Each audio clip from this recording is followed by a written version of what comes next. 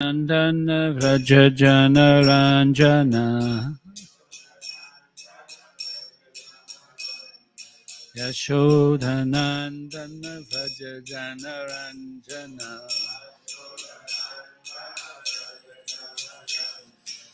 Jamunati Ravanachari. Sounds terrible. Jamunati Ravanachari Jaya Radha Madhava Kunja Bihari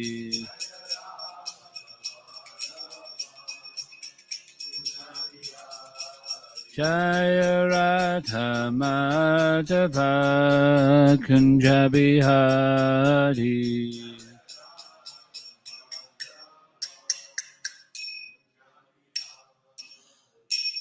Gangaravinda ki, Srila Prabhupada ki, Grantaraj Srimad Bhagavatam ki, Shishi Kodantama Prashash ki, Tagore Premanande. I think there's something wrong with either the cable or the socket here. Something like that. Anyway, it seems to be picking something up.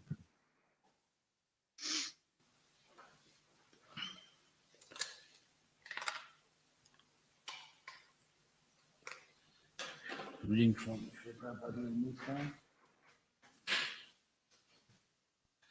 chapter 2, we're still on. Planting the seed. Thanks for that. It was 11 p.m. and only one light was on in Swamiji's apartment in the kitchenette. Swamiji was staying up teaching Kirtananda and Brahmananda how to cook, because the next day, Sunday, they would be holding a feast for the public. Kirtananda has suggested to be advertised as a love feast, and Swamiji had adopted the name, although some thought it sounded strange at first to hear him say love feast. Devotees had put up posters around the neighborhood and had made a sign for the window of the storefront, and Swamiji had said he would cook enough for at least 50 people. He said the love feasts should become an important part of ISKCON, as he had explained many times. Food offered to Krishna becomes spiritual, and whoever eats the prasadam receives great spiritual benefit. Prasadam means mercy. Swamiji saw each of the nearly 1 dozen dishes through its final stages, and his disciples carried them into the front room in pots one by one and placed them before the picture of Lord Chaitanya. There was halva, dal, 2 sabjis, fancy rice, puris, samosa, sweet rice, apple chutney, and gulab jamuns or sweet balls. That sounds like a proper feast, doesn't it? ISKCON Bullet Swamiji had spent much time slowly deep frying the sweet balls in a low heat until they turned golden brown and full. Then one by one he had lifted them out of the ghee with a slotted spoon and put them to soak in sweet syrup. He recognized that these golden ghee-full fried milk balls were his disciples' favorite prasadam treat. He called them ISKCON bullets because they were weapons in the war against Maya. He even allowed that a jar of ISKCON bullets floating in the syrup be always on hand in the front room, where his disciples could take them without asking permission and without observing any regulated hours. They could take as many as they liked. So I think there should be a petition started. ISKCON Govinda Ki. ISKCON Bullets Ki. Om Namo Bhagavate Vasudevaya. Om Namo Bhagavate Vasudevaya. Om Namo Bhagavate Vasudevaya. And from Srimad Bhagavatam, Canto 6, Chapter 3, entitled Yamaraj instructs his messengers. Text, is it 29? Huh? Jiva na bhakti bhagavad guna namedyam. Jiva na bhakti bhagavad guna namadeyam. Chetash cha na smarati touch charanaravindam. Chetash cha na smarati touch charanaravindam. Krishnaya no namati yashchira ikadapi. Krishnaya no namati yashchira ikadapi. Tan anayadvam asato krita Vishnu krityan. Tan anayadvam asato krita Vishnu krityan. Jivanavakti Bhagavad Gunanamadeyam. Chetaschana Smarati Tascharanaravindam. Krishnaya no namati yashchira ekadapi. Tan anayadvam asato krita Vishnu krityan. Jivanavakti Bhagavad Gunanamadeyam. Chetaschana Smarati Tascharanaravindam. Krishnaya no namati yashchira ekadapi. Tan anayadvam asato krita Vishnu krityan. Tan anayadvam asato krityan. Please chant.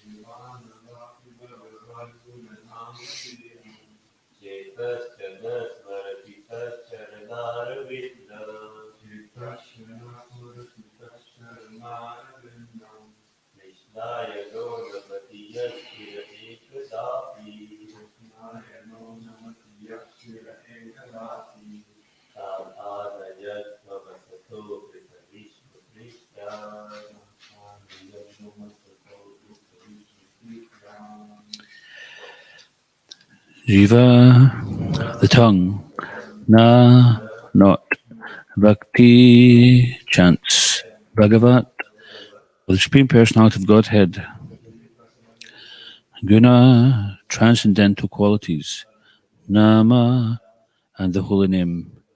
Jayam, imparting. Cheta, the heart. Cha, also. Na, not. Smriti, remembers. Tat, his. Charanaravinda, lotus feet. Krishnaya, unto Lord Krishna, through his deity in the temple. No, not. Namati, bows. Yat, whose. Shira, head. Ekada, api, even once. Tan, them. Anayadvam, bring before me. Asata, the non-devotees. Akrita, not performing.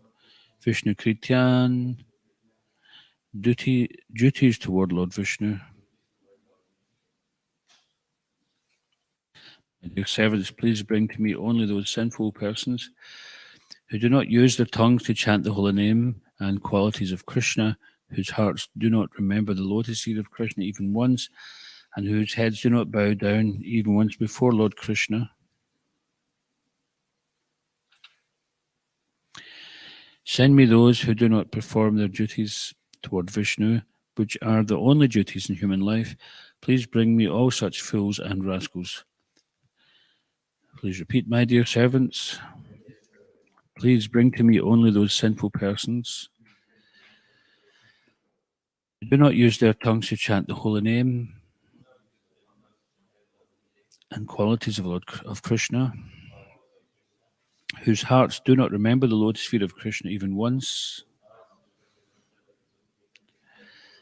and whose heads do not bow down even once before Lord Krishna. Send me those who do not perform their duties toward Vishnu, which are the only duties in human life.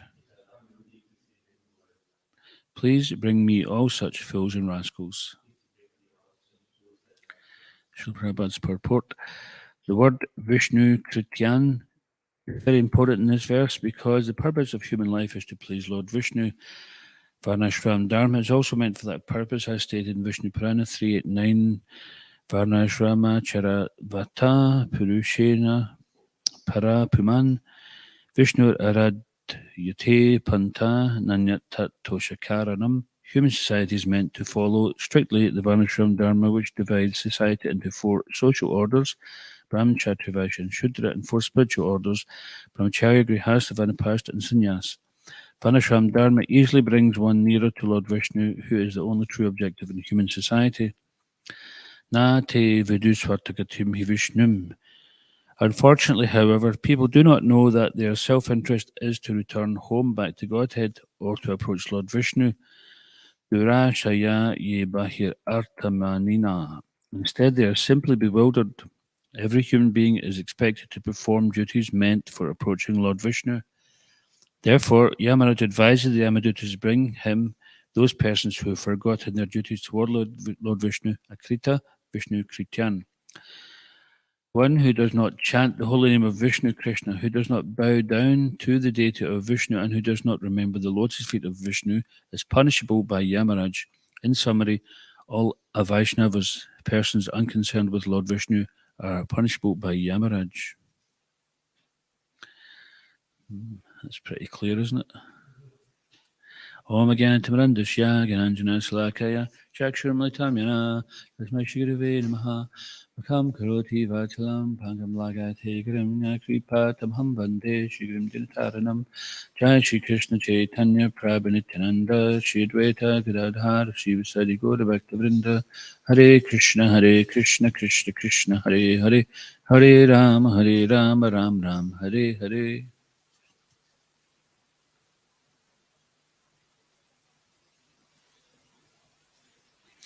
My dear servants, please bring to me only those sinful persons who do not use their tongues to chant the holy name and qualities of Krishna, whose hearts do not remember the lotus feet of Krishna even once, and whose heads do not bow down even once before Lord Krishna. Send me those who do not perform their duties toward Vishnu, which are the only duties in human life. Please bring me all such fools and rascals. So here in the verse, specifically is mentioned Krishna's name. There's no vague thing about bowing down to the Supreme or anything like that. It's directly Krishna is mentioned here and Vishnu. So there's no confusion. Krishna and Vishnu, one and the same.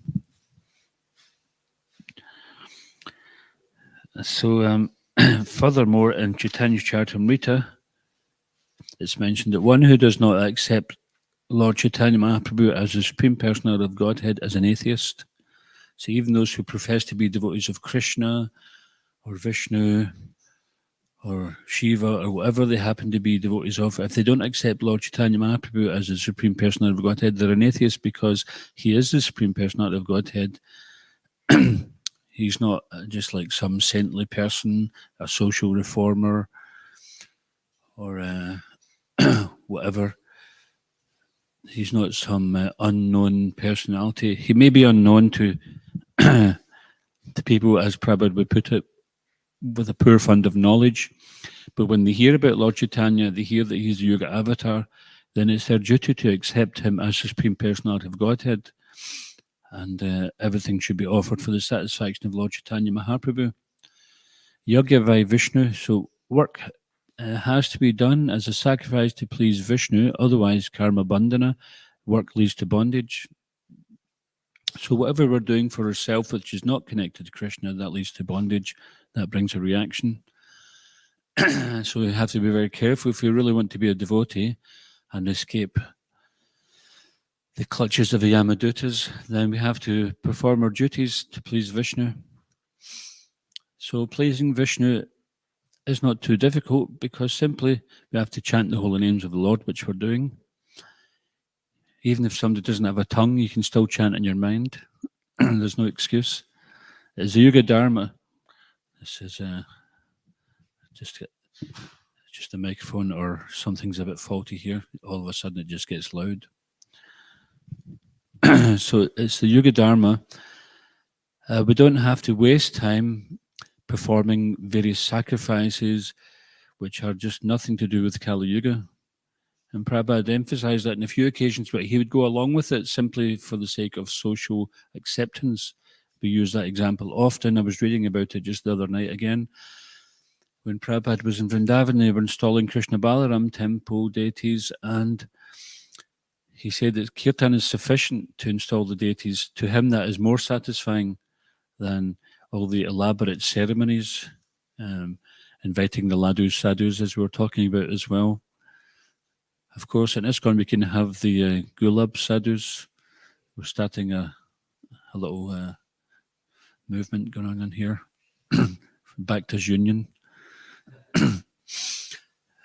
So it's important that we actually follow Guru Sadhu and Shastra.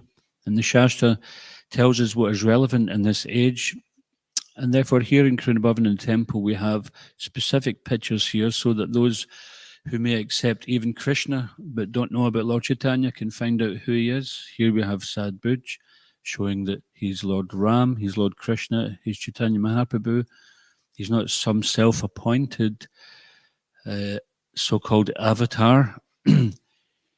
Someone becomes a yogi, then they become a guru, then they become 1,000,008 Swami nonsense Ananda. Because 108 is not good enough, so they say 1,008, and then it's like 10,008. It's like, what about 1,009? Did somebody miss that one?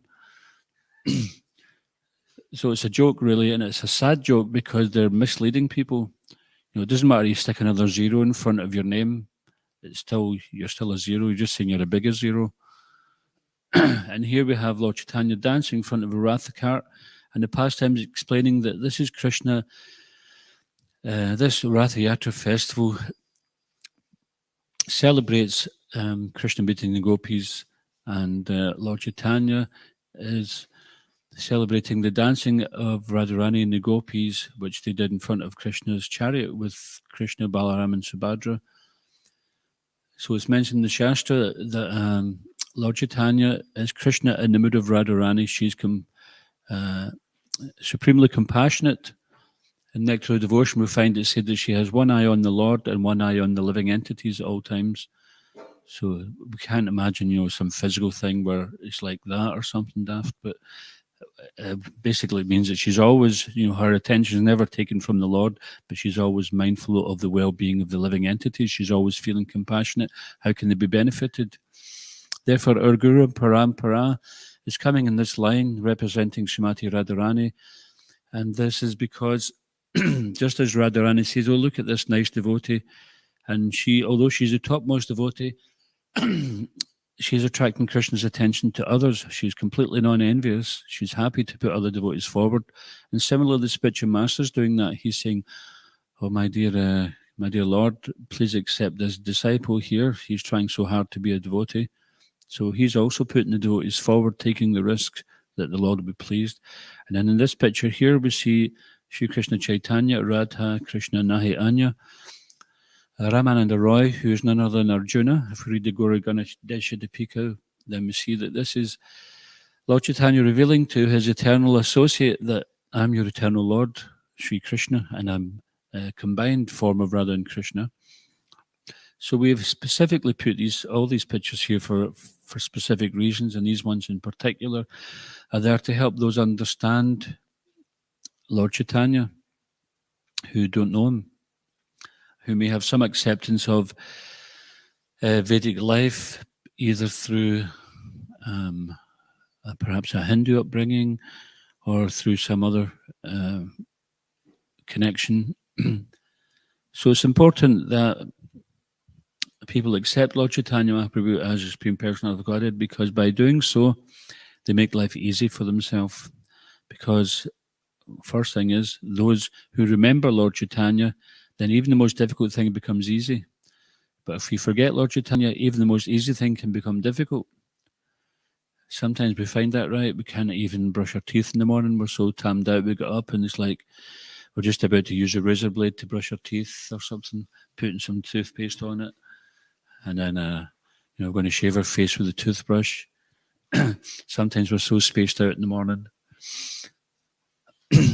And then, because we've been in slumber, we've been in slumber for 6 hours in the mode of ignorance. Prabhupada referred to it as death.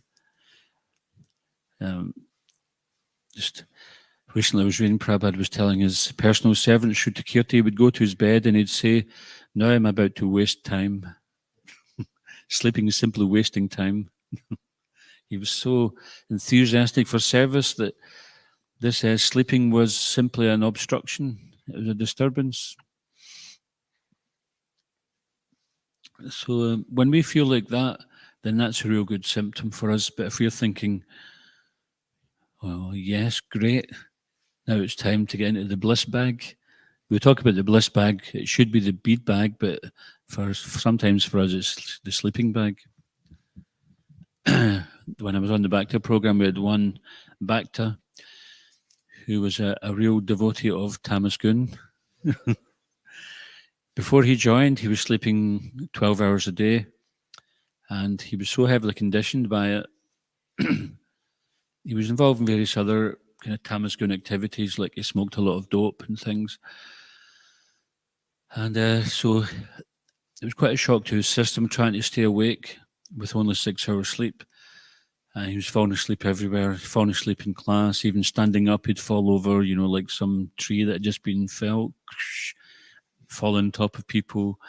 And in the Bhakta program, we'd sit cross-legged with little desks, and every now and again, you just hear his head going, that would be his head banging off the table, to the point where they had to just say, okay, just go and take some more rest. Because no matter how much he tried, he couldn't even stay awake. But when it became bedtime, time to take rest, he'd dive into his bed, like it was diving into an ocean of nectar. And even get back out and say, that was so blissful, I'm going to do it again. So he made it like some kind of pastime that he enjoyed so much at the end of the day, getting in his bed, that he got out and did it again. Of course, he was a joker, but unfortunately, he didn't stick with it. But for sure, even if we're a real devotee of Tamas Gun, if we just stick with the process of Krishna consciousness, then that will be all taken away. That will be uplifted or lifted off of us. So this hard shell of Tamas Gun is quite hard to give up. And because we identify with it so strongly, then what happens if someone who's in a higher mode says, my dear Prabhu, you're in a mode of ignorance, then either the result is they don't even respond to it, which is just staying in a mode of ignorance, or they raise slightly to the mode of passion and start to fight to defend themselves. So we can recognize these things in ourselves sometimes when we're like super attached to something and someone says no, then we become, we get into the mode of passion, we want to defend or attack in some way. But by taking shelter of the holy name of the Lord and the service of the Lord, the chanting is asking for service, the service is humbling us so that we can chant in a humble state of mind. Both are feeding each other every day. And by offering our foodstuffs to Vishnu, all that you eat, all that you offer and give away, as well as all austerities that you perform, should be done as a sacrifice to please the Lord. So when we do that, then we become free from reactions, and gradually those sinful reactions which are stored up, then they get burnt to ashes. And by regular hearing, sometimes we think, Oh, why do I have to go to class every day? Because by regular hearing of Srimad Bhagavatam, all that is inauspicious within the heart is gradually destroyed to zero. That's why. So that's a very good reason. It means that at the time of death, we won't be seeing the Yamadutas. And that's, if nothing else, that's a good enough reason. But what to speak of that is that we're not simply interested in avoiding the association of Yamaraj and the association of Yamadutas. We're actually trying to develop love of God. This is our main thing. As we can follow all the rules and regulations, but it has to be with the purpose that we're trying to develop a love of God. And love of God starts also with love of God's devotees. So Krishna has put us amongst the various devotees. Kripa Mahaprabhu was last year was saying that this it may well be that the devotees who we're living with are specifically devotees who are there to help us advance in the way we particularly need to advance. Because nothing happens by accident. So if we think that this person is really difficult to tolerate, that means we have a lot of intolerance within us that we have to check. We have to overcome that. So this devotee is presenting a great opportunity for us, isn't it? You have this thing called Swot Analysis, right? Not that you analyze somebody who's been studying for their exams, but SWOT as in S means, yeah, strength, and W means O. O. Oh yeah, W weakness. O is opportunity, and T is threat. So we can even do a SWOT analysis on our own Krishna consciousness. What are my strengths? Of course, devotees sometimes they don't like to recognize their strengths because they think, I might get puffed up and I might lose it. You know, if I risk becoming proud, then that could be a problem. But we can honestly analyze, well, what things do I like? What are my strengths? What abilities do I have? What things can I do? It's like some people, they're just not very good at certain things, but they're good at other things. So these can be strengths we can use in Krishna's service. And then weaknesses, some of us, we may be weak at one thing or another, like perhaps we just don't really make an endeavor in japa to bring the mind under control and to hear the holy name. Or we don't have much taste for reading or service. So when we look at the weaknesses, whatever the weakness may be, or like I don't have much attraction for the association of devotees, then that is a weakness. We have to recognize that. And if we recognize that weakness or those weaknesses, then these are the things we have to actually put more effort into doing. Not that I don't like associating with devotees, so I'll avoid them. What is that doing? That's feeding the weakness, isn't it? But asat sanga tyag. So just like in this verse here, the word asata is mentioned to non-devotees. Now, why is asata mentioned to non-devotees? Because sat means eternal, right? Asat means temporary. So why should that be referring to the non-devotees? Because it doesn't say anything about people. It just says asat.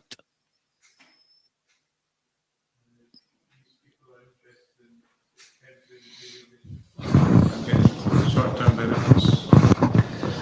So Lord Chaitanya says asat sanga tyag. So when we're talking about asat, it means asat, as in those people who are interested in material life.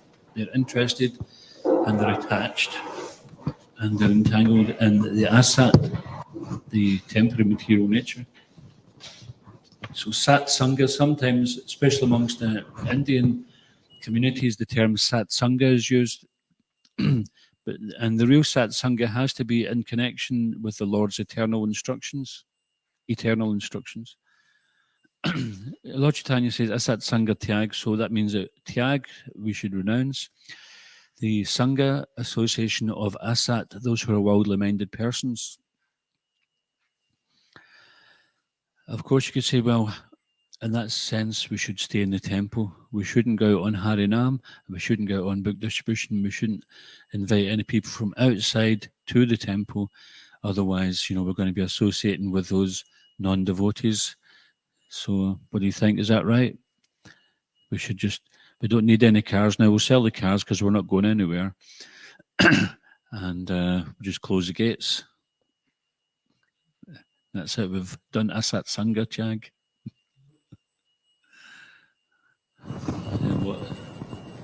But then what if some devotee says, oh, you're a bit materialistic, you have to leave? Then end up with nobody here. So what's meant by this Satsanga Tyag in that respect?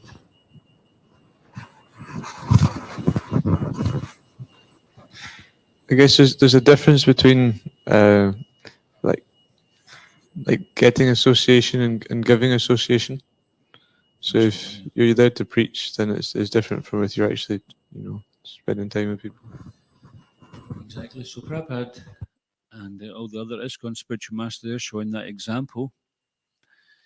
If Prabhupada had not come to the West to give his association, then there would be no society for Krishna consciousness, no international society. And it's mentioned in the Shastra, and people can experience that these pure devotees, they are the purifiers even of places of pilgrimage. If you go to a place of pilgrimage, but you do not even associate with a saintly person, then how much value does it have? If simply we go to the place of pilgrimage just to eat and sleep and sightsee, how much value? So the purpose of going to the holy places is to hear from the devotees. And Prabhupada has made it so available that there's so many places of pilgrimage all over the world now. Prabhupada set these temples up there, oasis in the desert of Kali Yuga. In the desert, there's no water and everyone's thirsty. And even one seized up, dripping, rusty tap in Kali Yuga would be some kind of... this is sometimes what people are experiencing in Kali Yuga, that they're thinking they're getting a little drip of water from some seized up rusty tap, and they're thinking they're satisfying their thirst. And then the devotees are saying, "Oh, come over, here's an oasis. You can get like full and replenishment and full renewal of your senses here." I said, "No, it's okay. This little rusty tap is fine. Leave me with my little rusty drip." And it's quite interesting, isn't it? Because you think, well, people try everything. They'll try all sorts of things. Won't go into the details of what they try because the material energy is endlessly mutable. And they'll try everything, but yet they won't try that one thing, chant Hare Krishna. When Yati Chidamani and I used to do door-to-door many years ago in Cumbernauld, we'd be selling Chant and Be Happy, and this would be our line. Look, you've tried all sorts of things. Why not try this? It doesn't cost, except for £1 for the book.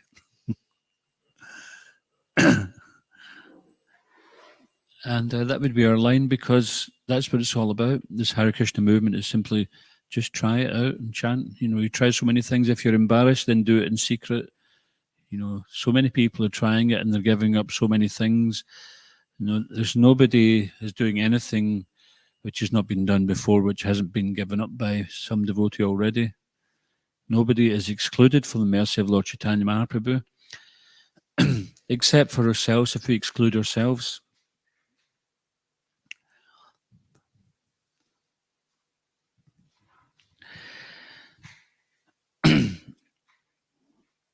So this also gives us great hope. Sometimes we might think, oh, I've been such a sinful rascal, I'm bound to be meeting the Yamadutas. But here it says, please bring to me only those sinful persons who do not use their tongues to chant the holy name and qualities of Krishna, who do not remember the Lord even once, who do not bow down even once. So as devotees, we've bowed down more than once. So that indicates that we don't have to be afraid. And it said that all fears culminate in the fear of death. Because whatever if we are afraid of, there's nothing more than the fear of death. And even you get some big tough guys that talk about they're not afraid of death. So why do they spend so much time in the gym? Why do they spend so much time learning martial arts? Or why they keep these nasty dogs for the protection? If they're not afraid of death, then why, if someone attacks them, do they defend themselves? Of course they're afraid of death, because they are powerless over that. When we read the accounts of the strength of the Yamadutas, then the sinful living entity has no ability to resist the strength of these personalities. But by the mercy of Guru and Krishna, then the devotees no longer have to worry about that. Because the fear of death itself is something which is over in a moment. It's one moment you're in the body, next minute you're out the body. Now, for some people, it may be a kind of slow, painful, lingering thing up to the point of death. But leaving the body is simply as much as walking out of a building.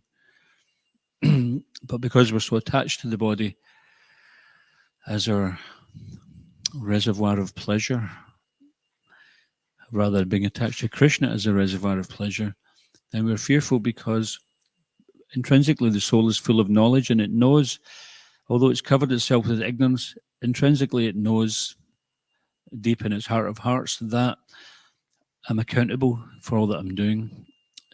And sometimes what we try to do is we cover up our ignorance with more ignorance, so we don't have to be aware of it. But at the time of death, the lights are switched on and everything becomes revealed. And the soul is immediately aware that we've blown it again. But for the devotees, they don't have to fear death, because they don't have to fear what comes after death. That is the real thing to be afraid of. And one thing Prabhupada did say, everything can be used in Krishna's service apart from envy. Prabhupada says that has to be given up. But we can even use fear in Krishna's service. Prabhupada, for example, says that the problem with the devotees are they're not sufficiently afraid of Maya. They underestimate the power of Maya. We think we have some control over Maya, which indicates that we're still under the influence of Maya. Logically speaking, isn't it? And even while I'm saying that, I'm still in Maya myself saying these things, but I know it's the right thing to say. I'm not saying that I'm above Maya or anything, definitely not. But therefore, we have to keep on endeavoring to get Krishna more and more into our life, not take any risks with Maya. Playing with Maya is playing with fire. And if you play with Maya's fire, you will be in the mire of Maya. You'll be swamped by the illusion of Maya. Unless you chant Hare Krishna, you won't go any higher. And you go to the bad fire. So Lord Chaitanya has made it so easy for us, but even still, we have no taste. But that doesn't mean to say we have no hope, because we see it in the bhajans of the great acharyas. Can't remember if it was Narottam Das Thakur. He was saying that, basically I've uselessly wasted my life and I have no... Well, Bhaktivinoda Thakur says certain similar things, but it's another bhajan that I have wasted a human form of life and have not developed attraction for the chanting of the holy name. So this is the mood of the devotee, that he feels like everyone else is such a great devotee, but I'm such a rascal. I don't have attraction for the holy name. So of course we don't think, well, in that case I may as well give up. Because you've started the path, you have to finish it. We'll never be happy in the material world again. But this mood of thinking that we're lower than all the other devotees is a good thing. It's not a bad thing. This is pleasing to the Lord when the devotee thinks, everyone's such a nice devotee, but I'm just a rascal. But still, by the mercy of spiritual master and the devotees, I'm here. Somehow or another, I'm still here. Get an opportunity to chant and associate with the devotees, take prasadam and do service. So let me just hold on to this. I mean, Prabhupada talked about being full number one. He wasn't just saying that because, okay, this is like a cool thing to say, so the devotees can just repeat after me. He felt that. He meant that. We never feel that or mean that towards Prabhupada or any other devotee, but we can feel that about ourselves. We think, well, I've got such a great opportunity here, but I just don't seem to be kind of making the best use of it. Let me endeavour more. So in this way, we just keep on endeavouring. In this loss, there's no in this endeavour, there's no loss or diminution. But when we stop endeavouring, then we will lose. There will be diminution, because as soon as we stop endeavouring to be Krishna consciousness, then we start going down the escalator. The moment we're running up the escalator, which is going down, in the material world, people saying, oh, why are you going up there? You're making life so difficult for yourself. We're all going down here to enjoy. Why are you going up there? Because we know going down there to enjoy, there's a reaction to it, there's a price to pay. But we know get to the top of the escalator and then you're out of harm's way. But as soon as we stop endeavouring, then just like on the escalator, you just start going back down again with the rest of them. So we have to endeavour every day. So we should get used to that. Not just get used to it, but we should also make a plan. How are we going to get more out of our Krishna consciousness? How am I going to benefit more? How am I going to turn my weaknesses into strengths? How am I going to turn these threats into opportunities?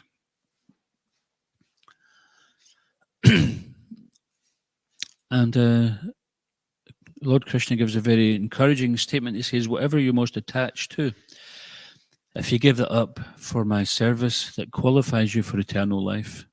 So this devotional service is not to be underestimated. Our activities, we just simply, we're engaging in pure devotional service, we just don't see it as yet. Our mind is not tuned in 100%. Sometimes we're doing something with the senses, but the mind is somewhere else. So when finally we tune the mind into the service as well, then that's a very good situation to be in. So every human being is expected to perform duties meant for approaching Vishnu. Now, there are countless living entities out there, and we're thinking, well, how are we all going to get them to offer their food, attend Bhagavatam class and all that? But it starts with, same thing it started with us, Shravanam Kirtanam. So when we get out there in Harinam and we give them the books, then immediately they start to connect. And we cannot underestimate the power of these books to make devotees, because sometimes devotees meet people on the street who got books years ago and they've been offering their food for years and they just haven't connected with other temples or with devotees. Occasionally, from time to time, we hear of people who've been chanting one round a day for 20 years or something like that. So this is amazing. And also we have experienced that certain occasions, like for example, we on Hogmanay, New Year's Eve, we do a kirtan in Edinburgh, and some people show up for that evening kirtan once a year. That is them beginning their sadhana. They're chanting kirtan once a year.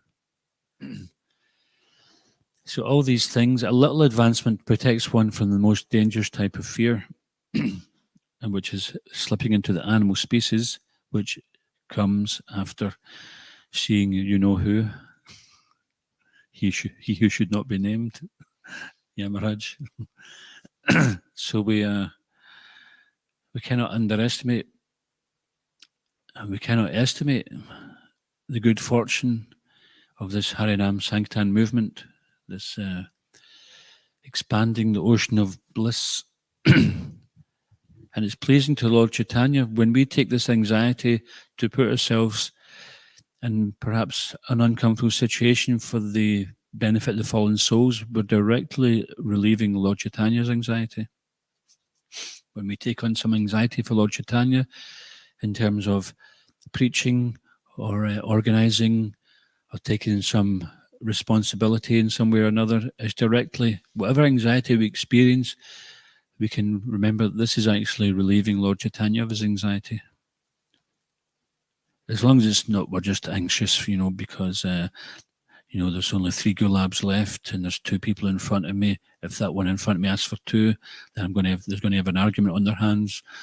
As long as we're not just anxious about our own mind and senses, but we take some anxiety. Prabhupada says preaching means austerity. But also, when it comes to austerity, when devotees were performing austerities unnecessarily, he would say, what's the need for this? Preaching is our austerity. And sometimes there's no austerity in preaching, it's just complete nectar. You go on Harinam, you have a feast afterwards, and then you have a class and nice Sangha. So sometimes there's no austerity. Other times it may be austere. So we do it regardless whether it's austere or whether it's not. That's called duty. Because it should be done, because it's requested by the Lord. And this is what keeps us safe. So the more people we can get to do the Yuga Dharma, if we get people to chant as even mockingly, Lord Chaitanya showed that he would accept even mocking chanting of the holy name because they're chanting. And as Sankirtan devotees, those who are accustomed to doing Sankirtan, we appreciate the smallest thing that people give because we know how valuable it is that out of their whole life, even this £1 they give could be the very thing, the only thing they do worthwhile in their whole human form of life. And then, therefore, I remember personally being on the street, and if I was having a hard day and I wasn't doing much, I think, well, I'm doing more. I'm here at least benefiting some people, because had I not come out today, then whoever got a book and gave a donation wouldn't have got that. So they're getting benefited. So therefore I should be prepared to stand here and suffer for their benefit if I have to. Of course, if we don't have to suffer, if we can rise above that. But sometimes it's with the onslaught of the threefold miseries, then it can be a bit overwhelming. But regardless of whatever we're feeling, we continue to do our duty anyway. And then we gain the insight, to how valuable this is for those people out there who really need this. We've already been rescued from the effects of Kali Yuga, and we're simply trying to give other people a chance. This is the whole purpose behind this Krishna conscious movement, is to increase the opportunities for the fallen souls to connect with Krishna. And everything we do is just trying to accommodate that. That is our service to the Lord, and that is our service to those people out there. Anyone get any questions or comments?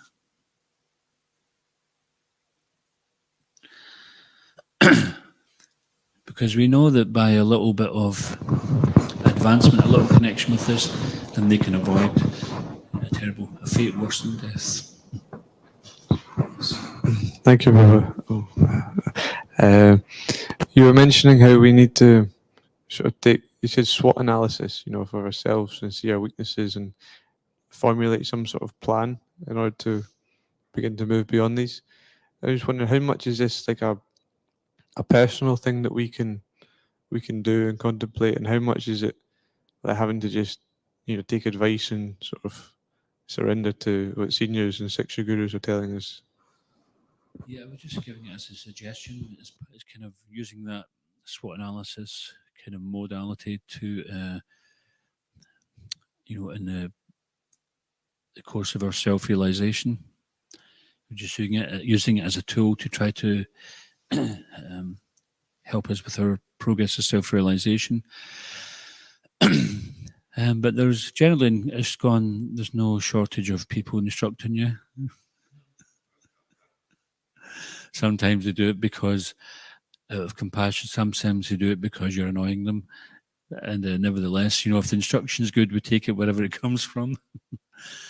I remember I was as a young bhakta, someone gave me an instruction, and it was given not very palatably. It was quite harsh, and I felt like, if the person could have hit me with a cricket bat with the instruction written on the end of it, they would have done that. But they were just experiencing some frustration, struggling with their own situation. But then first I was disturbed, and I thought, well, is the instruction right or is it wrong? If it's wrong, then I don't have to worry about it. So is it right according to what I've read? And I thought, okay, it's right. So then it doesn't matter. You just do it. If that other person has a problem, then that'll get sorted out in their due course of time. If we're sincere, we'll accept instruction wherever it comes from, however it comes.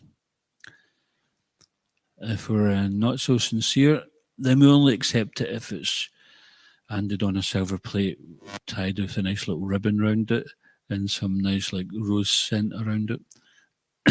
My dear Prabhu, I'm very sorry to say this to you, but and please don't take offense. But and we can do that. We can try to make it palatable. We shouldn't just be harsh with each other. The devotees are supposed to be respectful to each other and respectful to all manner of devotees, not just respectful to superiors, but respectful to devotees on their own level or juniors. And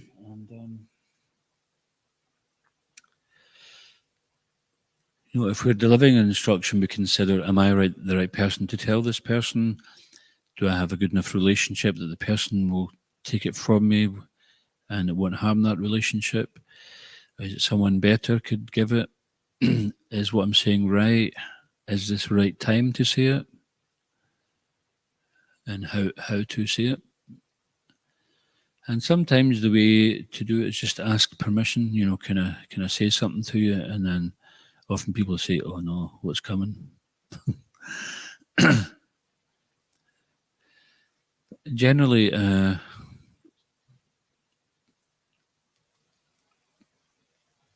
we should try to. One thing that I was taught was that if someone chastises you or gives some direction, the sooner we can assimilate that, then the more advanced we are, or the more advanced we, at least at that point in time anyway.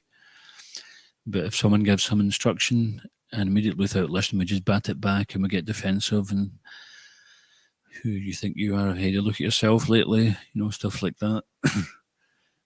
Just don't forget when there's one finger pointing, there's three fingers pointing at you. So if we get like that, then we're not so advanced. And people will stop giving us instructions. If we're hard to instruct, that becomes unfortunate because then people will hold back from instructing us and we really need instructions. It was interesting. We'll just finish with this one thing that Surabi Maharaj, he is an architect and he designed many of the temples, including Krishna Balaram temple. And Prabhupada was pushing him, why the gate's not on, why the temple door's not on, why this, why that, why the next thing. And after it was all done, then all the devotees were saying, oh, Prabhupada, look how such a great job he's done. And they were making some glorifications. And Prabhupada said, yes, you can say that, but I cannot. My job is to criticize him. And he says, but that is not your job. So the spiritual master, sometimes the spiritual master may give instructions and it may be a bit difficult to accept, but it's out of compassion. He knows that he has to say something to us because if he doesn't, who's going to say it? It's just like some of the things which are going wrong in the world and the devotees don't bother preaching about it, then how are people going to know? So we have to try to make a truth palatable, but in emergency situations, it may have to be the truth whether it's palatable or not. I don't know if that answers your question, does it? Anyone get anything else they want to add to that? Or any other quick question? Pip. Hare Krishna, thank you for class. I have a question that's been on my mind the past few days on the matter of austerity, because on the matter of austerity, because some people find not eating meat an austerity. So I wonder, is austerity subjective to the individual who's going through it, or is it that by not eating meat we're actually doing an austerity? So are you asking, are austerity subjective? Yeah. So just like that verse I was quoting, Krishna says that whatever you're most attached to, whatever is most dear to you, if you give that up, it qualifies you for eternal life. If you give it up for my service, he didn't say just if you give it up. So it may well be that when we joined at first, there was something which was very dear to us, Like maybe we had to leave behind a nice car or a nice boyfriend or girlfriend or a flat or some music collection or something, and that was very dear to us, and we gave it up for Krishna's service. But then we might find something else comes up out of the heart, and we realise actually that was just a symptom of something deeper. We have to give this up. So it's an ongoing process. So what is austere to you today, after some time when you've given it up, it might not be austere any longer. Like for some devotees, giving up intoxication is austere, but after a while, it doesn't bother them, and then there's some other thing that was austere for them. And it's true that some people find certain things very austere, and other people find the same thing pleasurable and doesn't bother them at all. For example, I know one devotee, we were in traveling Sankirtan, and we'd been away for a couple of weeks. We typically would go away for 2 weeks, come back for a weekend. And we were coming back. We just got to the roundabout, beginning of Les Mahego, and devotee says, can you just let me off here? I says, what for? He says, pick me up on Monday morning. I said, why? He says, because I'll have to wash cars this weekend, and I hate washing cars. And to me, washing cars was like a piece of cake. You know, it's just, you scoosh it with a hose, you soap it, and then you rinse it off. You know, couldn't be any easier. But for that devotee, that was such instead. He says, I'll just go and do some door-to-door for a couple of days, and you can pick me up in 2 days' time. I says, no, I'm not dropping you off. So for him, it was such an austerity to do that. So it also kind of leads us to be sensitive to what other challenges people may have, which may not be a challenge to us. You know, don't make fun of other people's challenges. Like, is that all your Maya is? You know, that's nothing. Anyone could give that up. And what if the person said the same to us about our Maya or what you attach to? Oh, that's easy. That wouldn't bother me. Why don't you give that up then? So Maya takes a different kind of manifests differently in different people's lives, but it's the same attachment, the same Maya. It's only just coming in the form of a video game or intoxication or another person to enjoy with or some material wealth or something like that. But it's just a substitute for Krishna.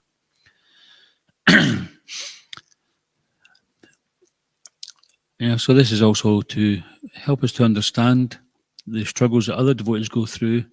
We can try to help them. If we don't see it as being very difficult, then try to figure out how can we help them in some way, because they'll also have to help us, because things which we find difficult, they probably don't find difficult. Is that okay? Okay, Iskon Govinda ki, Srila Prabhupada ki, Untitled Srimad Bhagavatam ki, the Tagore Premanand. His Grace Prabhupada Prana Prabhu ki Jai. Pura Bhaktavinda ki Jai. Haribol.